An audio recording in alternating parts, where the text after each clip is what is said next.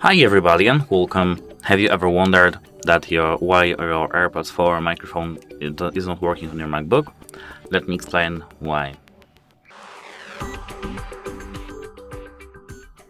So, if you go to Bluetooth and click on this Bluetooth icon at the top and Bluetooth settings, you might see that you are connected to your AirPods 4. As you can see, I am now. So, we have to click on this info icon over here, and now we have to tap AirPods 4 settings. And you cannot maybe talk through your microphone in your AirPods because your microphone is not set automatically switch to AirPods.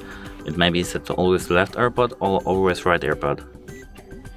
Apart from that, you have to, here as you can see connected to Mac, automatically you have to set automatically over here so that your headphones automatically connect with your MacBook.